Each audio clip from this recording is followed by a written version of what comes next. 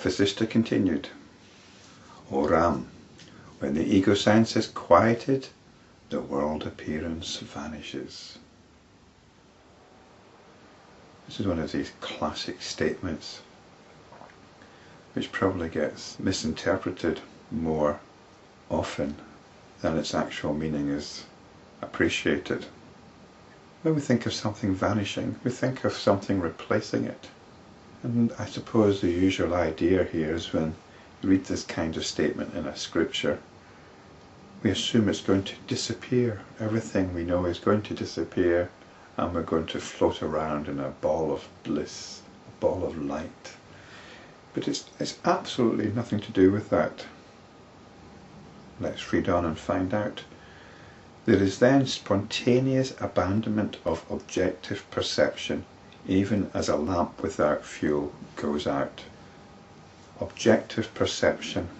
We perceive the world through the tiny slit of our conceptualizations. We are constantly filtering. It's something that we learn to do. It's part of our education, part of growing up. We learn to conceptualize what's going on rather than be in touch with the experiencing. So for a young child, if somebody goes out the door, they've disappeared. But then they get told that no, that person's not actually disappeared. They're still there. They still exist. And later on they'll come back. And this will happen until the person concerned, maybe the parent, dies, and then they don't come back. So for a very young child who sees their mother go out the door, there's a sense of loss. You see it with dogs as well, don't you? The owner goes into the shop, the dog is left outside, and the dog is waiting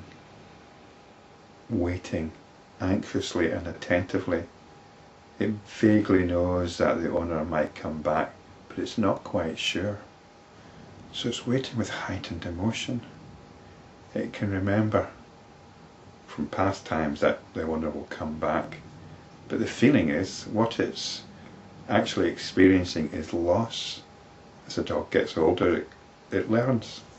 As the child gets older, it learns that it's not actually experiencing loss.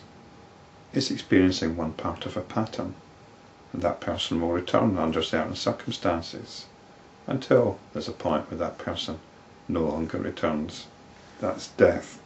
So we have this experiencing, and we're told not to experience loss if somebody disappears from sight, even though that's what we are experiencing. Now we're being asked to go back to that pure state, whereby if something is out of sight, it has disappeared from existence. When it is no longer within awareness, it's gone. This is how it is. When something disappears from awareness, we replace it with a notion of that person, and we tell ourselves that person still exists.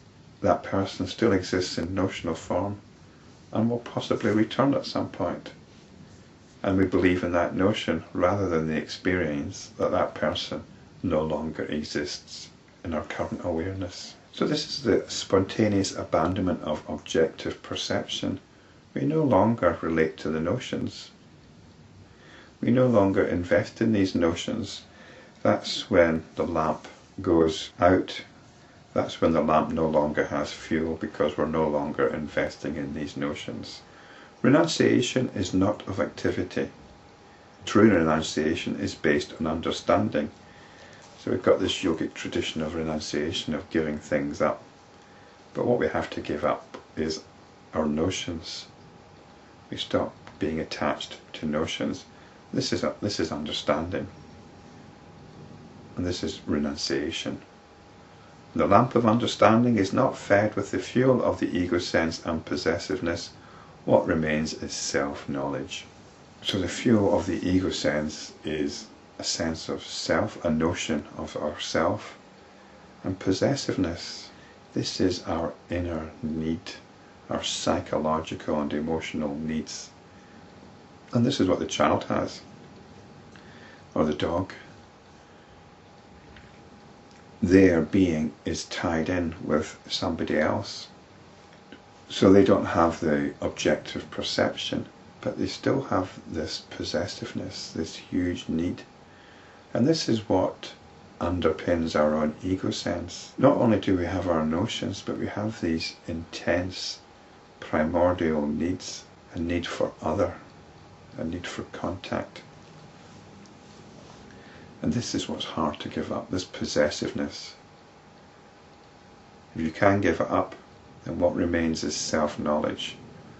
One who has not thus abandoned the ego sense and mindness knows neither renunciation, nor wisdom, nor peace. One can easily give up the notion of I-ness by replacing it with the understanding the ego sense is not, without any hindrance. Where is the need to doubt this? We can give it up, but there is a hindrance.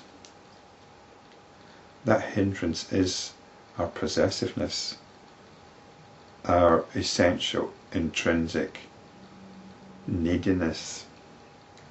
So we need to get beyond that as well. But that neediness is firmly based on the sense of I.